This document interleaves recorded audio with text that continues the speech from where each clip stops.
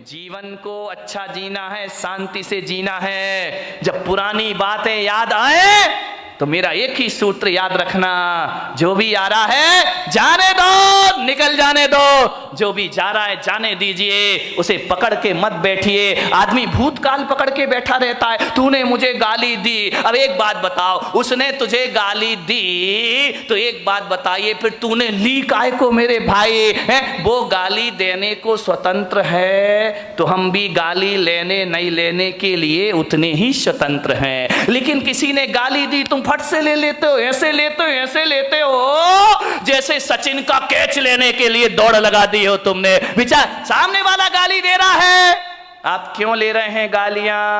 पहले जमाने में आपको मालूम है, अपने संवाद को भेजने के लिए लोग चिट्ठियां लिखा करते थे।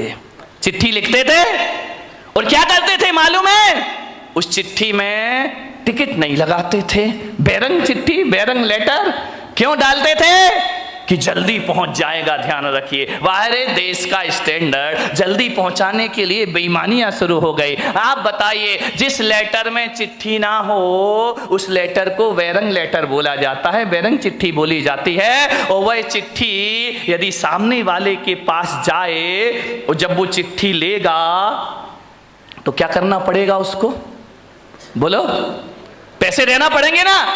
कितने देना पड़ेंगे? डबल देना पड़ेंगे, क्योंकि टिकट नहीं लगी है, वहां का भी चार्ज लगेगा, यहां का भी चार्ज लगेगा। एक बात बताइए बारामती वालों, यदि बैरंग चिट्ठी तुम्हारे घर में आई है, आपको डबल पैसा देना पड़ेगा। और यदि आप चिट्ठी नहीं छुड़ाते हैं तो चिट्ठी लौट के कहां जाएगी? बोलो, चिट्ठी नहीं लिखी कभी? पैदा होते ही मोबाइल ले लिया क्या हाथ में? वह चिट्ठी लौट के वहीं जाती है जहां से आती है। यदि आपने चिट्ठी नहीं छुड़वाई तो बैरंग लेटर, बैरंग वापस चला जाता है, और जब वहां जाता है तो उससे डबल किराया वसूल किया जाता है। आपसे मेरा निवेदन है, गाली भी एक बैरंग चिट्ठी हुआ करती है, सामने वाला हमें दे रहा है, और यदि हम उस गाली को स्वीकार ना करें, उस गाली को ना लें, तो गाली लौट कर कहां जाएगी? जहां से आई है वही। लेकिन आदमी तो बैरंग चिट्ठी लेने को तैयार खड़ा है, पढ़ से ला क्या लिखा है। ध्यान रखना, जितना चिट्ठी भेजने वाला स्वतंत्र है, उतना लेने या नहीं लेने वाले आप भी स्वतंत्र हुआ करते हैं। किसी ने गाली बकी, आप लेते क्यों हो? उसको वापस छोड़ दीजिए, जहां से गाली आई है वहीं पर लौट कर चली जाए। भूतकाल के लिए कभी क्रोध मत करो, वो समय गुजर गया, वो परिस्थिति गुजर गई, वो वातावरण चला गया। क्रोध अभी तक सीने से लगा के बैठे हो, ध्यान रखिए, रात गई सो बात गई, भूल जाइए उसको। वरना कुछ लोग बचपन की दुश्मनी को आज तक अपने सीने से लगाकर, अरे किसी ने कुछ कह दिया, दो बातें कह दी, अरे तो क्या बिगड़ गया अपना है? यदि लड़ाई झगड़े में तुम जीत गए, जब भी ध्यान रखना, देवरानी से लड़ाई हो, सास से लड़ाई हो, भाई भाई की लड़ाई हो, बाप बेटे में लड़ाई हो, आदमी ये प्रयास करता है कि मैं जीत जाऊं, सामने वाला हार जाए तो बड़ी शांति मिला करती है। एक बात बताइए, आप एक बात मुझे बता दीजिए कि आप यदि छोटे मोटे झगड़ों में जीत गए तो क्या रामनाथ कोविंद आपको भारत रत्न का अवार्ड देंगे? नहीं नहीं देंगे तो बताओ, फिर खूब लड़ो, हाथ में डंडा ले लो, पत्थर, कौन सा सम्मान मिल जाएगा? यदि दो लोगों के विवाद में एक आदमी जीत गया तो उस समय ये सोचना, इससे मुझे कौन सी उपलब्धि मिल गई, कौन सा प्रधानमंत्री मेरा सम्मान कर देगा, कौन सा राष्ट्रपति मुझे अवार्ड देगा, कौन मुझे भारत रत्न बना देगा। आप बताइए, आप जीत भी गए भाई से झगड़ के, देवरानी से यदि जिठानी जीत भी गई तो कौन सा उसे वर्ल्ड कप इनाम में मिल रहा है? विचार करिए, आप इतना दिमाग लगा लीजिए, लड़ने की क्या जरूरत, झगड़ने की क्या जरूरत है? और इस लड़ाई में जीत भी गए तो कौन सा हमारा नाम हो जाएगा, कौन सी मालाएं हम पर डलेंगी? अरे इतना ही जीतने का शौक है ना, तो जाओ सीमा पर पाकिस्तान को जीत कर आओ, भारत तुम्हें सम्मान की निगाहों से देखेगा, हिंदुस्तान में तुम्हारा सम्मान बढ़ेगा। और मैं आपसे निवेदन कर रहा हूं, पाकिस्तान को जीतो या ना जीतो, महावीर की तरह खुद को जीत लो, दुनिया तुम्हें भगवान मानना प्रारंभ कर देगी, दुनिया तुम्हें पूजा करना प्रारंभ। जीतना है तो अपने आप से जीतो, लड़ना है, झगड़ा करना है तो अपनी गलत प्रवृत्तियों से झगड़ा करो। ये दुनिया तुम्हें महापुरुषों की श्रेणी में ले जा करके बेटा। आदमी छोटी मोटी लड़ाइयों को बहुत बड़ी जीत समझता है। दो भाई लड़ गए, जीत गए तो अरे हम तो बहुत बड़े विश्व विजेता बन गए। इन जीतों में, छोटी जीतों से खुश मत हो। यदि क्रोध को जीतना है तो ध्यान रखिए मान्यवर, बात छोटी है, बात बहुत बड़ी है। समझो तो बड़ी है, ना समझो तो बात की कोई कीमत नहीं है। ध्यान रखिए, दिक्कत इसी बात की है कि हम लोग छोटी जीत को बहुत बड़ी जीत समझा करते हैं। क्या होगा, किसी से बहस करने में जीत गए, ये बहुत बड़ी जीत नहीं होती है। जीते हो किसी ने देश तो क्या, हमने तो दिलों को जीता है। ध्यान रखिए, दिलों को जीतने का प्रयास करिए। किसी से लड़के जीत गए तो बहुत बड़े विजेता या सम्राट नहीं कहला जाओगे। एक बात याद रखना, यदि कमठ जीत भी जाता तो दुनिया उन्हें पारसनाथ नहीं मानती। रावण जीत भी जाता तो राम की तरह उनके मंदिर नहीं बनाए जाते। ध्यान रखना, रावण हार गया, राम जीत गए।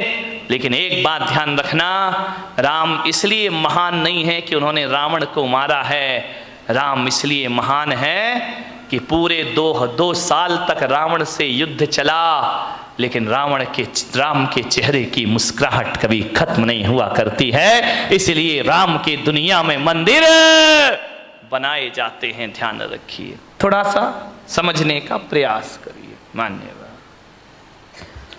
कई लोग भविष्य के झगड़े करते हैं, कई का क्रोध फ्यूचर टेंस को लेकर होता है।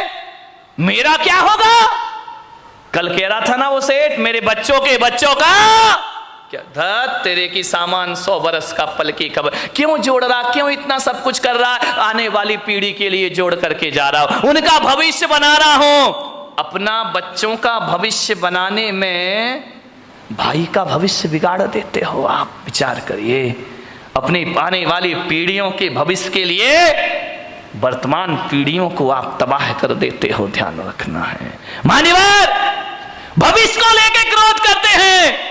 एक मुल्ला नसरुद्दीन था, वो बंबई जा रहा था, पूना से, यहां से तुम्हारी बारामती से बंबई जा रहा था। बेटा स्कूल से आया, जैसे ही स्कूल से बेटा आया उसने बैग रखा, मुल्ला ने तड़ा तड़ 10-20 चांटे जमा दिए उसके गाल में। पत्नी बोली, यार तुम्हारा दिमाग खराब हो गया है, बच्चा अभी स्कूल से आया है और तुमने इसको 10 चांटे लगा दिए। अरे मुल्ला ने कहा तू चुप खड़ी रह, तू बीच में मत बोल। अरे तो बोले तू मार काय को रिया है, बोले मैं बंबई जा रहा हूं इसलिए इसकी पिटाई कर रहा हूं। अरे यार ये कोई बात है कि तुम बंबई जा रहे हो बच्चे की पिटाई कर रहे हो। अरे बोले मार लेने दे आज इसको जी भर के। अरे बोले तू कैसा बाप है भाई, एक बाप बच्चे से दूर जाता है तो गले लगाता है, प्यार करता है, और तू इसकी पिटाई कर रहा। मुल्ला ने कहा आज इसे जी भर के पीट लेने दे, मैं बंबई जा रहा हूं, महीने भर लौट के नहीं आऊंगा, आज इसे पिटाई करके जाऊंगा। अरे पत्नी ने कहा कि यार मार क्यों रहा है, बोले तू नहीं समझेगी, मार इसलिए रहा हूं कि अब मैं महीना भर तो घर आऊंगा नहीं, परसों इसका रिजल्ट आने वाला है और मुझे मालूम है फेल होगा, और जब मैं यहां नहीं रहूंगा तो इसे मारेगा कौन। तेरे की आदमी, फिजूल की बातों के झगड़े हमारे घरों में हुआ करते हैं। जिठानी लड़ती है, पति समझाता है कि झगड़ा मत कर, तुम कुछ नहीं समझते हो, तुम्हें अपने बच्चों का भविष्य दिखाई नहीं दिया करता है, भविष्य को लेके झगड़े कर रहे हो। एक बात ध्यान रखिए, न भूत को स्मरण करो न भविष्य की चिंता करो, वर्तमान में जियो और वर्धमान बन करके खड़े हो जाइए, आपके जीवन की समस्याओं का हल हो जाएगा। जो वर्तमान में जिएगा वो वर्धमान होगा, जो भूत में जिएगा भूत बन जाएगा। भविष्य हमारे हाथ में होता नहीं है, ध्यान रखिए। मान्यवर, किस बात के झगड़े होते हैं, छोटी छोटी बातों पे लड़ जाते हैं हम लोग। दिक्कत इस बात की है, जहां 4 लोग मिलते हैं, बात की शुरुआत तो बहुत अच्छे से होती है, इतने अच्छे से, लेकिन एंड बहुत बुरा हुआ करता है। लास्ट में हमारी सभाओं का, हमारी मीटिंगों का अंत लड़ाई झगड़े से हुआ करता है। इकट्ठे तो होते हैं, आओ बैठो कुछ विचार विमर्श करेंगे, ऐसा विचार विमर्श होता है कि बाद में हाथापाई पर नौबत आ जाया करती है। मान्यवर, आज संसद में क्या हो रहा है, विधानसभा में क्या हो रहा है, माइक फिक रहे हैं, कुर्सियां फिक रही हैं, जूते फिक रहे हैं, ये देश का आदर्श हो गया है। क्या प्रेरणा लेगी जनता इन लोगों से? मान्यवर, जीवन को महान बनाना है तो सहन करना सीखिए। सहनशीलताएं खत्म हो गई हैं हमारी। दो बात किसी की कोई बर्दाश्त नहीं करता है। पति कहता है मैं पत्नी की नहीं सुनूंगा, पत्नी कहती मैं तुम्हारी नहीं सुनूंगी, सास कहती मैं बहू की क्यों सुनूं, बहू कहती है मैं बुढ़िया की क्यों सुनूं। अब तुम अपने घरों में तो किसी की सुनना नहीं चाहते हो और मेरे कमरे में आके मुझे सब सुना के चले जाते हो। तो भैया जब सास नहीं सुन रही, बहू नहीं सुन रही, भाई नहीं सुन रहा, देवर नहीं सुन रहा, तो पुलक सागर काहे को सुनेगा तुम्हारे? जो आता है वो मुझे सुना के हमारे घर में ये हो रहा वो हो रहा, इसका स्वभाव खराब उसका स्वभाव खराब। जब तुम नहीं सुन रहे तो मैं काहे को सुनूं? लेकिन मैं अपने को किस्मत वाला समझता हूं कि जो बच्चे माँ बाप की नहीं सुनते, जो सास ससुर की नहीं सुनते, जो भाई भाई की नहीं सुनता, देवरानी जिठानी की नहीं सुनता, मेरी किस्मत है कि घंटे भर तुम शांत होकर मुझे सुनते हो। इससे ज्यादा मेरी किस्मत दूसरी। कितने शांत होकर सुन रहे, मैं कुछ भी बोल रहा हूं, तुम तो बड़े शांति से सुन रहे। एक बात बताऊं बारामती वालों, इतने शांति से यदि घर की बातें सुन लो, घर वालों की सुन लो, तो तुम्हारे घर में झगड़ा होने का कोई चांस पैदा है। लेकिन हम घर में तो सुनना ही नहीं चाहते हैं। सास शेर तो बहू, कौन बोला सवा शेर, खूब लड़ी मर्दानी वो तो झांसी वाली। नहीं, थोड़ा सा सहन करो, सुनो, सुनने की कला डालिए, सुनाइए मत, ज्यादा मत सुनाओ किसी को, ज्यादा मत बोलो, कम बोलो, मौन रहो, ज्यादा मत बोलिए। ज्यादा बोलने के लिए पुलक सागर बैठा है ना तुम्हारी बारामती में, जितना भी ज्यादा बोलना मुझसे बुलवा लो, लेकिन तुम लोग ज्यादा, मेरी लोग सुन लेंगे, तुम्हारी कोई सुनने वाला नहीं है, ध्यान रखना। मान्यवर, विचार करिए, क्रोध आता है। मैं बच्चों से निवेदन करूंगा, घर में मम्मी पापा यदि लड़ते हैं तो मैं बच्चों को एक सूत्र दे रहा हूं। जो बच्चे नहीं आए हैं उन्हें मेरी ये सीडी सुना देना, प्रवचन सुना देना, यूट्यूब में दिखा देना, आपका क्रोध 2 मिनट में भाग जाएगा। जब मम्मी पापा बहुत क्रोध कर रहे हो ना, तो आजकल एक वो आया है, एक पेन है जिसमें रिकॉर्डिंग हो जाती ना, वीडियो बन जाती है, आवाज वॉइस रिकॉर्डिंग हो जाती है। जब मम्मी पापा लड़े बेटा तो पेन में रिकॉर्डिंग कर लिया करो, फिर देखना ये क्रोध में क्या क्या बकते हैं। और जब ये शांत हो जाए, और शांत होने के बाद भी नहीं, जब घर में कोई मेहमान आए तो उन्हें नमोकार मंत्र की धुन मत सुनाना, नमोकार मंत्र की झनकार नहीं, मम्मी पापा की टनकार सुनाना। उस समय पता लगेगा कि हम क्रोध में क्या क्या बोल गए। क्रोध में ध्यान रखना, क्रोध में आदमी बेहोश हो जाता है, उसे होश नहीं रहता कि मुझे क्या बोलना है। एक बार एक आदमी तो क्रोध में इतना बोला, गुस्से में इतना बोला, अपने बच्चे को बोला, अब एक गधे की औलाद। बच्चे ने कहा सही कह रहे हो बापू, ध्यान रखिए, बीच आदमी होश थोड़ी रहता, मैं गुस्से में बोल के आ रहा हूं, अब एक गधे की औलाद। अब विचार करिए, उसने कहा, गुस्से में एक पति ने पत्नी से कहा कि क्यों नहीं, जब तेरी शादी हुई थी तू पागल थी क्या, जो मेरे से शादी, पागल थी क्या जो शादी के समय तूने नहीं देखा मुझे, अब तुझे गुस्सा आ रहा है, पागल थी क्या? पत्नी ने कहा पागल नहीं होती तो तुझसे शादी काहे को करती, ये पागल ही तो था। एक बार क्या हुआ, एक पत्नी ने अपने पति से कहा, यार तू तो इतना भोला है, इतना भोला है, इतना भोला है कि तुझे तो कोई भी बेवकूफ बना सकता है। पति ने कहा ज्यादा मत बोल, बोले तुझे कोई भी बेवकूफ बना सकता है। पति ने कहा बिल्कुल सच कह रही है, सबसे पहले बेवकूफ तो तेरे बाप ने मुझे बनाया जो तेरे से शादी कर दी। ध्यान, आदमी क्रोध में क्या क्या भूल जाता, उसे होश ही नहीं रहता, पता ही नहीं रहता। सब रिकॉर्डिंग कर लो, और जब मेहमान आए, यदि सासू बहू लड़ रही हो ना तो देवरानी रिकॉर्डिंग कर ले, और जब कोई मेहमान आए तो चालू कर देना, शर्म से पानी पानी हो जाएंगे लड़ने वाले। और अब जब भी लड़ेंगे तो याद रखेंगे कोई शैतान मेरी मोबाइल में फोटो तो नहीं बना रहा है, कोई आवाज तो टेप नहीं कर रहा। ध्यान रखना, क्रोध ज्यों-ज्यों बढ़ता है भाषा असभ्य होते चली जाती है, भाषा अपनी सभ्यता खो दिया करती है। क्रोध में जितने निकृष्ट वचन हो उतने एकत्रित कर लिए जाते हैं, लेकिन जब प्रेम होता है तो भाषा भी संभलती है और व्यवहार भी संभल जाया करता है। ध्यान रखिए मान्यवर, क्रोध से बचने का प्रयास करिए। सामने वाला यदि क्रोध करे तो हम क्या करें मालूम है? जब हम लोग बचपन में थे तो साइकिल चलाना सीखते थे। हमारे घर कोई भी आ जाए, वो घर में बात कर रहा, अपन उसकी साइकिल लेके भाग जाते थे। कभी कभी कोई साइकिल नहीं देता था ना तो एक शैतानी कर देते थे, उस साइकिल की हवा निकाल दिया करते थे, साइकिल में सुई कांटा चुभो के पंचर कर दिया करते थे, फिर वो आदमी घर नहीं जा पाता था। मैं भी आपसे कह रहा हूं ऐसी शैतानियां तुम लोग मत करना जो हम लोगों ने बचपन में की हैं, लेकिन आपसे कह रहा हूं इस दिमाग में भी बहुत क्रोध की हवा भरी हुई है। और जब क्रोध की हवा भर जाए और जब क्रोध प्रकट होने लगे उसे पंचर कर देना, थोड़ा सा क्रोध की हवा निकल जाएगी, क्रोध शांत हो जाएगा। पंचर कर दीजिए दिमाग को। पंचर कैसे करेंगे? ऐसे मत करना कि तुम यहाँ पे कांटा चुभो रहे हो दिमाग में, पंचर नहीं है तो दुर्घटना घट जाएगी। पंचर करने का मतलब इतना ही है कि यदि सामने वाला गुस्सा कर रहा है, क्रोध कर रहा है, तो अपने क्रोध की हवा निकाल दो, अपने क्रोध के टायर ट्यूब को पंचर कर दो।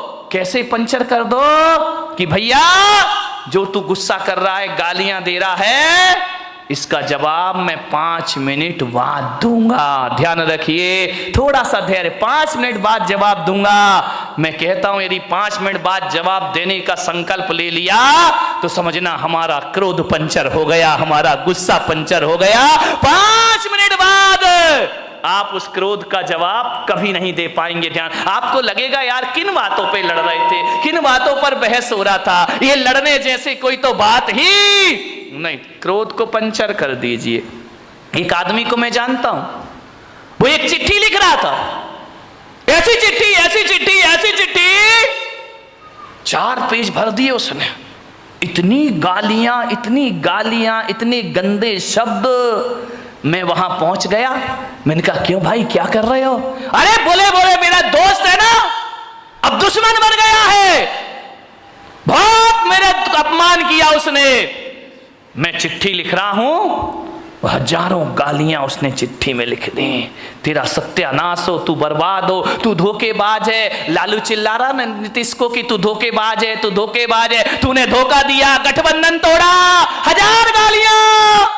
ध्यान, चिल्लाते रहो, अभी तो सारी दुनिया में मोदी ही मोदी चल रहा है। ध्यान रखिए, 1000 गालियां लिखी उसने। बोले मैं इसको पोस्ट करने जा रहा हूं, उसके पास पहुंचेगी ये चिट्ठी।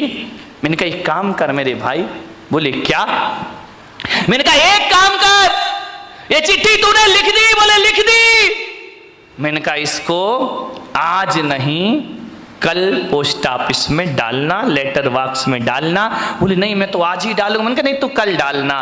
तो बोले कि इससे क्या हो जाएगा महाराज, मेरा क्रोध ठंडा हो जाएगा। मैंने कहा बिल्कुल ठंडा हो जाएगा, तू हो या ना हो ये चिट्ठी तू कल डालना। लेकिन एक बात याद रखना, आज इस चिट्ठी को पैक मत कर, रखा रहने दे, कल पैक करना, टिकट लगाना और अपने दुश्मन के एड्रेस पर डाल देना। बोले ठीक है आप कह रहे तो ये नियम में पाल लेता हूं। उसने हजारों गालियां लिख करके एक लिफाफे में रख दी। दूसरे दिन जब डालने को गया तो उसने कहा कि यार एक बार पढ़ तो लूं, कोई गाली इसमें कम तो नहीं रह गई है। जैसे ही उसने पढ़ा उसने देखा यार मैं कितना स्टैंडर्ड का आदमी और इतनी घटिया गालियां लिखा करता हूं, आप विश्वास नहीं करेंगे। जैसे ही उसने चिट्ठी पढ़ी क्रोध शांत हुआ, चिट्ठी को फाड़ फूड़ कर डस्टबिन में डाल दिया। बोले जवाब देने से कोई मतलब। ध्यान रखना, क्रोध तात्कालिक पागलपन है, और जब ये पागलपन पैदा होता है तो एक बात याद रखना, क्रोध तात्कालिक पागलपन की निशानी है। जब आदमी क्रोध में होता है तो पागलों जैसी हरकतें प्रारंभ कर दिया करता है। लेकिन एक बात ध्यान रखना, ये ऐसा पागलपन है जो जब पागलपन ये दूर होता है ना तो पश्चाताप दे करके जाता है हमारी जिंदगी को। सिवा पश्चाताप के हमारे हाथ कुछ लगता नहीं। क्रोध के तात्कालिक पागलपन को शांत करिए, वरना जिंदगी भर आपको पछताना पड़ेगा। ध्यान रखिए, क्रोध तो छोटी सी का टेम्परेरी चीज है, परमानेंट चीज नहीं है। लेकिन क्रोध में जो भी हम करते हैं वो हमें जिंदगी भर के लिए पश्चाताप दिया करता है। ध्यान रखिए, एक बात याद रखना, क्रोध पे थोड़ा ब्रेक लगाना है तो तात्कालिक उत्तर मत दीजिए, थोड़ा सा इंतजार करिए। क्रोध अपने आप शांत होकर के चला जाएगा। ये क्रोध पैदा क्यों होता है आप बताइए? हर आदमी को क्रोध आता है। क्रोध क्यों पैदा होता है? जब अपेक्षा बढ़ जाती है तो क्रोध का जन्म हो जाया करता है।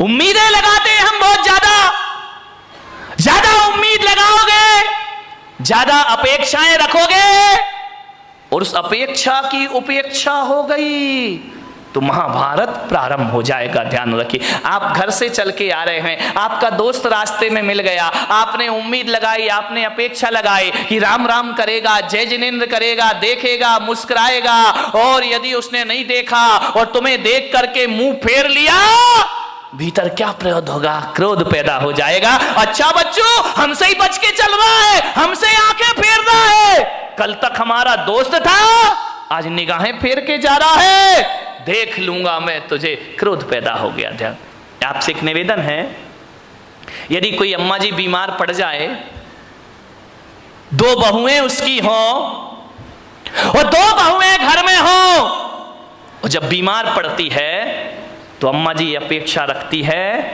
कि एक बहू आकर मुझे एक गिलास पानी देगी, टैबलेट देगी, दवाई देगी, एक बहू मेरे सिर दबाएगी। ध्यान रखना, आप सोचते हैं कि बहू सेवा करेगी और बहू ने सेवा नहीं की तो क्या पैदा होगा?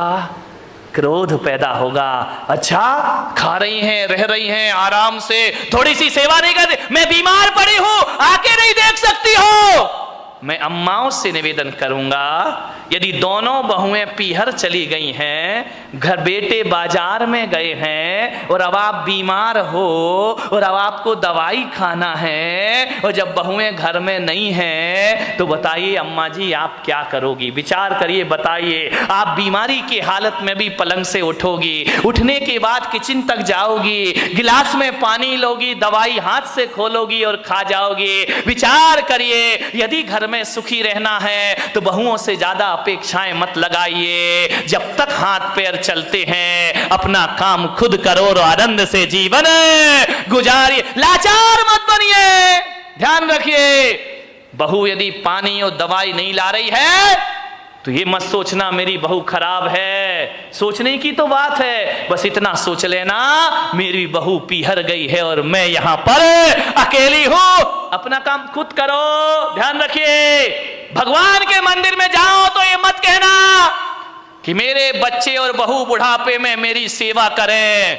मैं पुलक सागर तुम्हें एक सूत्र दे रहा हूं, भगवान के मंदिर में जाओ तो ये प्रार्थना करना कि हे भगवान, बहू बेटे तो छोड़ो, ऐसा बुढ़ापा देना कि किसी से एक गिलास पानी की उम्मीद भी मैं ना रखूं, किसी से सहायता की उम्मीद ना रखूं। इतनी ताकत देना भगवान कि अपना काम में मरते दम तक अपने हाथों से। फिर लड़ाई कहां से होगी? फिर झगड़े कहां से होंगे?